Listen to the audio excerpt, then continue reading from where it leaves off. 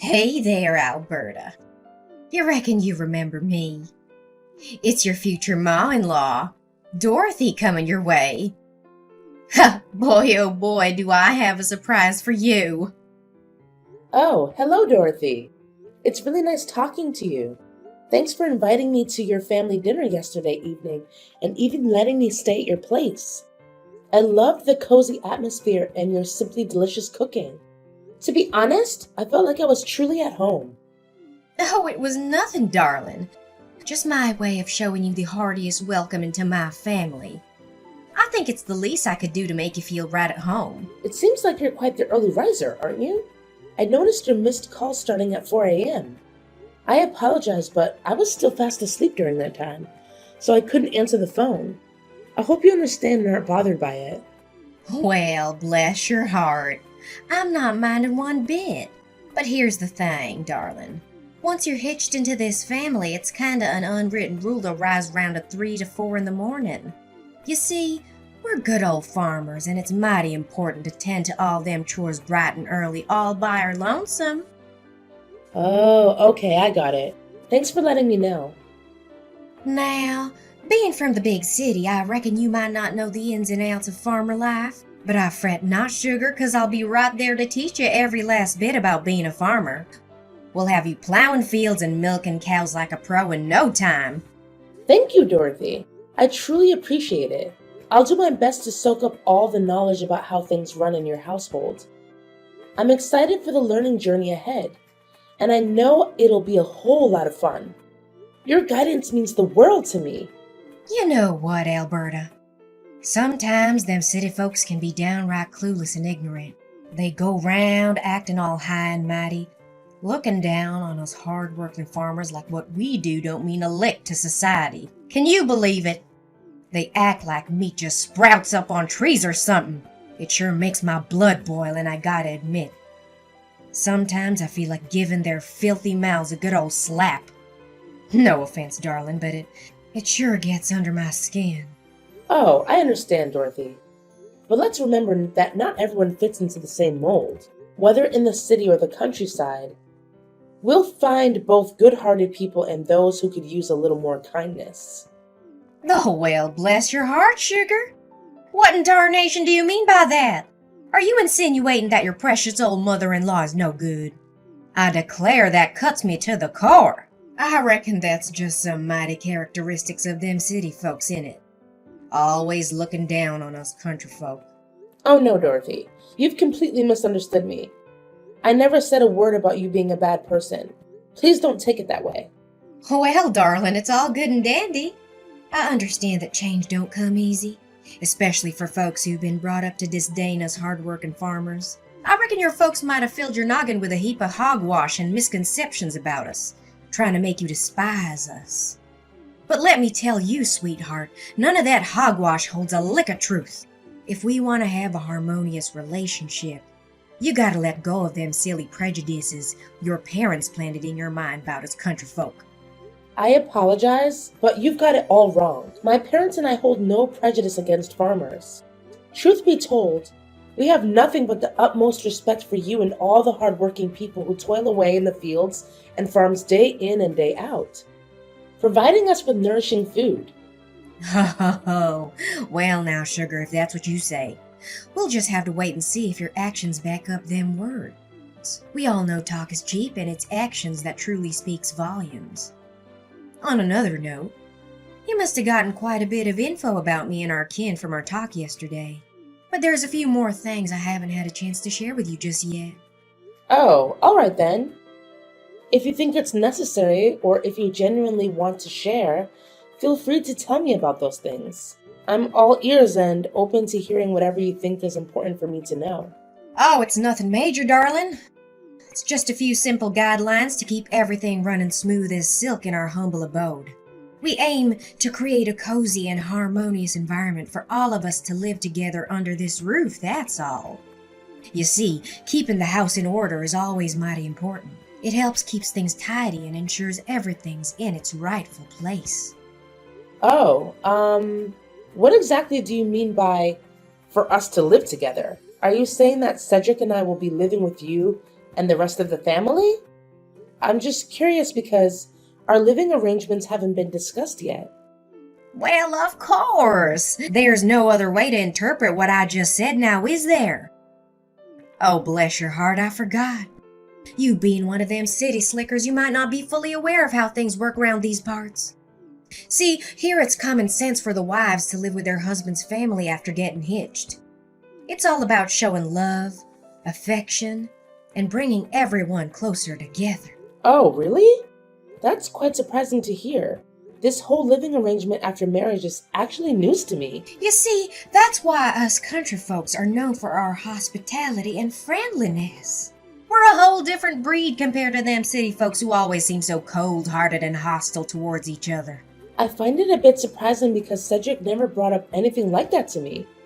Actually, he told me he wanted to purchase a new house in the city for us to live in together. You see, we're currently employed by a company located in the city, so it's only natural that he would prefer us to reside there. What, did Cedric tell you that himself? Why didn't he bother to tell me? To be honest, that's a shock to me. He could have at least given me a heads up. I thought after all these years of working in the city, he'd miss Mom and Dad and come back to his hometown and repay us for raising him into the fine young man he is today. I guess I was just wishful thinking. Of course, why would he want to live with a poor old lady like me instead of a young pretty girl like you? I'm sorry if you weren't aware of his intentions yet, but trust me, Cedric loves you and he'll tell you about his plans when he's ready. Just give him some time. Well, all right, darling, if you say so. It looks like you're the only decent soul I can rely on to rein in my headstrong boy.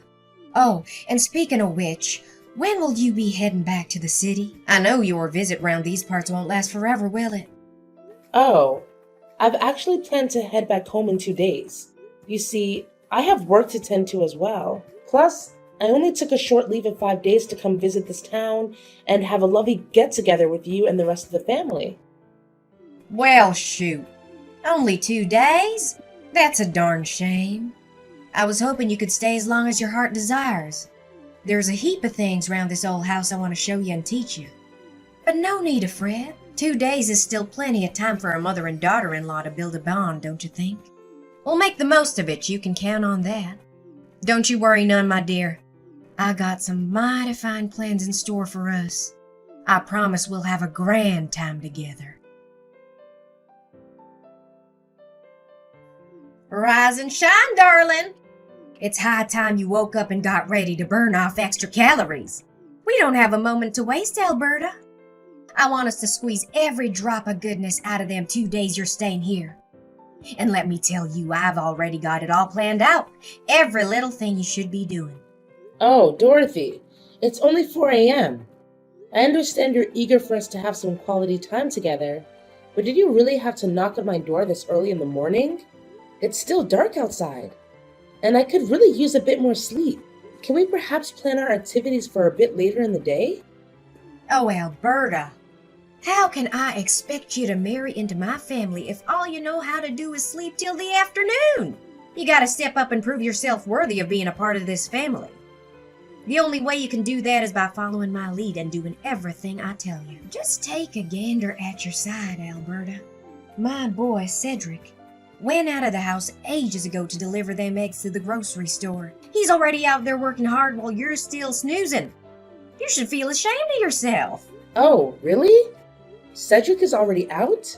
That's strange. Well now, what's so peculiar about that? My boy Cedric, he's a fine young man, I tell you. Even though he's taken a break from work, he still keeps his folks in mind and helps them out whenever he can. But you, my dear, ought to be downright ashamed. You can't just lie here in bed and conjure up a heap of excuses to dodge your womanly responsibilities. Lazy gals like you might as well be 6 feet under. You're making all of us women look bad. Back in my day, a lass like you would have gotten a good whack with a rod for pulling that kind of stunt. I'm not trying to get out of my chores, but it's just so early in the morning. I'm not used to waking up at 4 a.m., especially on the weekend. Well, look at you. I reckon my boy must have spoiled you rotten. Isn't that right? But let me set something straight. This ain't your house, so don't go thinking you're gonna be treated like some princess round here. Now listen up and listen well. I'm only giving you one more minute to get yourself up and ready. We got a whole day stretching out ahead of us, with a list of chores as long as a country mile. So chop chop now, time's a wasting. All right. I'm already up, so you don't need to keep knocking on the door. Have you finished all them morning chores I gave you, darling? I sure hope you did, 'cause if you didn't, rest assured, I'll make sure you get a good old-fashioned punishment that you rightly deserve. Honestly, Dorothy, how can you expect me to complete every single task on your never-ending list in just a few measly hours? And to top it off, you didn't even bother showing me how to do them. Now hold your horses there. No need to be a drama queen. Is this how them city slickers always act? Complaining at the first sight of a little challenge? If you're gonna keep acting like a soggy noodle soup, then I reckon you're not the right match for my son, darling. Perhaps a drama queen like yourself ought to find someone who's just as skilled at stirring up a fuss over nothing. Face the facts. You just don't fit in with our family. It's high time you admitted it. Your words don't make any sense. Instead of pointing fingers at me, why don't you take a good hard look at the mile-long list of chores you handed me? Feeding livestock, mending fences, planting corn, scrubbing the hog lot and chicken house, and even taking showers for the pigs. The list goes on and on. Can you blame me for feeling overwhelmed? Well, just a friendly reminder for you, darling. We ain't gonna be using no fancy corn planter contraption. Nope, you'll be planting them corns by hand. Every last one of them. We gotta cover that whole field with them seeds, you hear? Now it'll be a mighty fine exercise for lazy gals like yourself. No rush. Take your sweet time, but make sure that the work gets done by the end of today. I'm not taking no excuses for no delays. You got that loud and clear? Manually plant the corn? Are you joking? Do you even realize that the cornfield is a whopping 40 acres in size? It would take me days on end to get that done by hand. Not to mention the scorching hot temperatures we're dealing with. I'd literally kill over from the heat. Now, what's all the fuss about? Planting corn seeds by hand is as natural as a cow chewing cud. Our ancestors have been doing it that way for ages. How do you reckon they managed to handle all that planting business without fancy machines? They relied on their trusty hands, that's how. It's a good old tradition that's been passed down through generations, and we aren't breaking it now. And what about this business of taking showers for pigs? Do you honestly expect me to handle that all by myself? Now listen up, you lazy sloth. There's nothing too much for a woman to handle round here. And you better believe you'll be taking showers for each and every one of them pigs in that lot. Remember to be extra gentle so as not to hurt my precious pigs. They're worth their weight in gold, my money. So you better take extra care with them. And let me make it clear, if I see even one scratch on their skin, you'll be paying for the damages. You hear? Oh, and by the way, you're only allowed 1 hour to get it all done. So get to it! You've got to be kidding me. Look, I appreciate that you care about your pigs, but do you realize that there are hundreds of them on your farm? You can't honestly expect me to wash each and every one of them by myself. And on top of that, in just 1 hour. Seriously? Tell me, are you a human or a pig yourself? A human can't be that lazy. Now listen here. You bring nothing but shame to all them fine ladies like me. Why don't you mosey on over to the hog and make yourself at home? You don't have to do much there. Just snooze, chow down, and wait for others to tidy up after you. I reckon that kind of life must be a dream come true for lazy folks like yourself, huh? Boy, oh boy, how pitiful. Listen, Dorothy. I'm not sure what's gotten into you, or if I've unintentionally upset you, but I believe you're being unreasonable here. I've already pitched in by feeding the chickens and tidying their coop this morning. And that's about all I can manage for now. Oh, what do you think you're doing, defying your own mother-in-law like that? Is this the way a daughter-in-law ought to treat her husband's dear old mama? I can't rightly believe my own ears. If you keep carrying on like this, there's no way I'm letting you get hitched to my boy, you hear? Alberta, I know you're within earshot, so quit ignoring me. It's mighty rude and disrespectful, and you dang well know it. Alberta, I'm demanding an answer this instant. I swear on my boots, if you keep ignoring my commands, there'll be consequences to pay.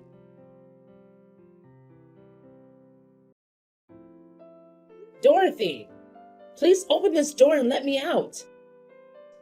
Why would you do something like this to me? Why did you shove me into the hog lot and slam the door shut? I haven't done a single thing to harm you, Dorothy. I don't deserve this treatment. Well, isn't that just a fitting consequence? That's what happens when you defy my commands, darling. Now you best learn your lesson and be a good, obedient daughter-in-law. You'll be sleeping right alongside them dirty pigs until you change my mind and tend to all those chores I assigned you. There's nobody coming to save you now. My husband and son are gone, and they won't be back anytime soon. So you better get cozy with them hogs, 'cause you're on your own, sweetheart. Dorothy, you've gone plumb crazy. I genuinely believed you were a decent person, but it's clear as day now that you harbor some deep-rooted prejudice against me. Well, isn't that just rich? Look at you, strutting round all high and mighty, acting all cocky and arrogant in my presence. Just 'cause you come from them fancy, dirty cities don't mean you're better than anyone else. I reckon you think you're some big-shot city slicker trying to lure my boy away to live in the concrete jungle with you. Well, I'll tell you right now, darling, that isn't happening. Don't you forget, I'm Cedric's mother, and he listens to me, not you. So go on and enjoy the company of them 100 of filthy pigs. Bet your whole darn body smells like manure now. Ha! Aren't you forgetting something? I happen to have my trusty phone right here with me. So I'll just give my husband a ring and tell him to come back and help me. Well, isn't that a hoot? In your wildest dreams, sweetheart? I already wrecked his phone, so there's no way you can reach him no more. Why don't you just accept your fate and embrace the pig farm? 'Cause that's where you belong, darling. You've earned it, fair and square. And if you happen to feel a growling in your belly, go ahead and help yourself to the same grub my pigs enjoy. Heard it's mighty nutritious, them pig feeds. Who knows, maybe if you slick around long enough, you'll morph into a pig yourself. Ha! Although truth be told, you're not far off from one as it is. Dorothy, you've gone completely off the rails. If you don't get me out of here, I swear I'm gonna call the police on you. I'm not even joking with you. Well, aren't you just a bundle of joy? If you feel so inclined, go right ahead and trot on down to the police station. But let me tell you, darling, it's a mighty long ride from there to my house. And truth be told, they wouldn't care about some petty squabble like this. It's not worth their time, I reckon. Oh, I'm just tickled pink with happiness. Can't believe my luck, seeing my revenge play out so smoothly. Every little piece fell right into place just like I planned. Now, Alberta, darling, there's no point in wailing or making a fuss. There's nobody around here to hear you. Best accept your fate and let yourself rot in that pig farm.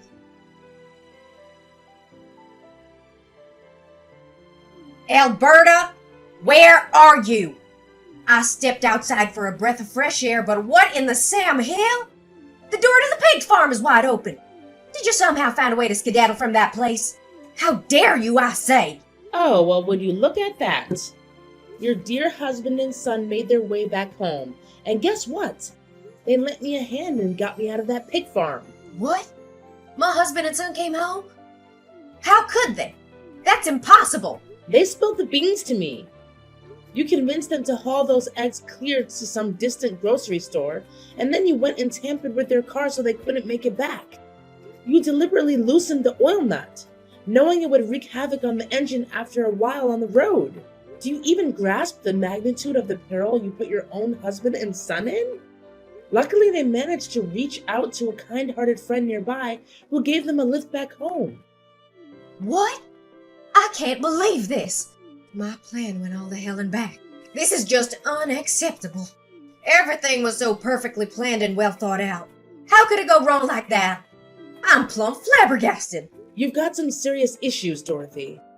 What on earth possessed you to concoct such a twisted scheme? Is it because you harbor some hatred towards me and wanted to seek vengeance? Honestly, I haven't even done anything to you to deserve this. You hit the nail on the head. It's true, I can't stand you. I despise the fact that you hail from them big cities. Can't stand that high and mighty cocksure attitude you dish out when you talk to others. I also can't stand the fact that you roped my boy into moving to the city and shacking up with you for good. Honestly, you make my stomach turn. There isn't a single thing about you that stirs up any sympathy in me. That's downright absurd. It's not true at all what you're saying. I'm not done talking. All you're good for is whispering poisonous words in my son's ear about me, trying to turn him against his own kin. In other words, you engineered the whole thing, plotting and scheming to tear my family apart. You're the root cause of why my boy chose to abandon his family. Why on earth are you making such generalizations about people from big cities? I've never behaved in a cocky or arrogant manner, and your accusations are completely unfounded. And besides, I had nothing to do with Cedric's decision to move to the city. He's a grown man, and he can make his own decisions. In fact, he told me that he hates it when you try to dictate his life. Wait, what? Cedric can't stand me. No way. Does this mean I lost this battle? No. I flat out refuse to reckon with this reality. You best believe you need to send my boy back to me, you hear? I found him a new flawless bride who lives right around these parts, near my house and my farm. If Cedric ties the knot with that gal, he'll be settling down right here with me for good and help me with the farm work. Stop daydreaming, Dorothy. Oh, and by the way, your husband told me that what you did to him is unforgivable. That's why he decided to leave you for good. You'll be receiving divorce papers from him soon. Hold on there just a cotton-picking minute. Divorce papers? Are you plumb loco? Why in the world would my own husband want to divorce me of all things? You heard me crystal clear, and as you might expect, Cedric didn't keep it a secret either. He made it known to me that he intends to take legal action against you. Tampering with someone's vehicle and causing damage to the engine is a grave offense, and the consequences are severe. You'll find yourself behind bars for committing such a crime. What on earth are you yammering about? Prison? Are you pulling my leg right now? I haven't done anything wrong. I simply loosened the oil nut in their car just a smidge. It wasn't nothing too severe now, was it? I just wanted to keep them from making it back home. I reckon this matter ain't something that needs to be dragged out into court. It's not all that serious if you ask me. You're terribly wrong, Dorothy. As I mentioned before, tampering with someone's car is a grave offense. And mark my words, you'll face the consequences fitting for such a crime. Rest assured, the punishment won't be anything light. It will be substantial and just. No way! You're totally trying to scare me with your bluff. I'm not falling for your lame trap. Not in a million years. Seriously, it makes zero sense that my son and husband would ever throw me behind bars. They'd have to be absolute monsters to even think about doing something like that. Nah, Dorothy. They ain't the monsters here. You're the one wearing that title. You put your own husband and son in serious danger all because you wanted revenge on me. Listen, I'm not going to waste any more of my precious time talking with you. It's your turn now to deal with all the mess you've caused. Just remember, Cedric and I are hitting the road real soon, and we ain't ever coming back. Oh, you can hide in the pig farm if you want, haha. No! This is just too much. Alberta, I'm begging you. Talk some sense into my husband and son. They can't just ditch me like this. We're family, for crying out loud. This isn't how family should treat each other, no way. Look, I'm sorry, all right. I messed up, I admit it. So please cut me some slack this time. I promise I'll support your wedding with Cedric. You've got my blessings. I really don't want to end up in prison. That place isn't for me. It's for real criminals, and I'm definitely not one of them. Why didn't you think it through before committing that terrible crime? It's already way past time for apology now. You've made your bed, now lie in it. No one's gonna swoop in and save you from facing the music anymore. It's time to own up to the consequences. Dorothy's husband Chris took a stand and reported her despicable actions to the police. Eventually, she was found guilty as charged and sentenced to prison. Shortly after, Chris and Dorothy decided to get divorced. It turned out that Chris had been enduring Dorothy's overbearing behavior for a significant amount of time, and her actions that endangered him and their son were the breaking point. During the trial, Dorothy lost control. She unleashed a barrage of insults at me and made threats, swearing that she would seek revenge on me and my family when she was released from jail. To ensure the safety of my loved ones, I had no choice but to request a restraining order against Dorothy. On a brighter note, Cedric and I finally tied the knot and had the wedding we had always dreamed of. Everything went smoothly, just as we had envisioned. We even invited Chris to join us in celebrating our special day. Our determination lies in leaving the past behind and embracing a better future ahead.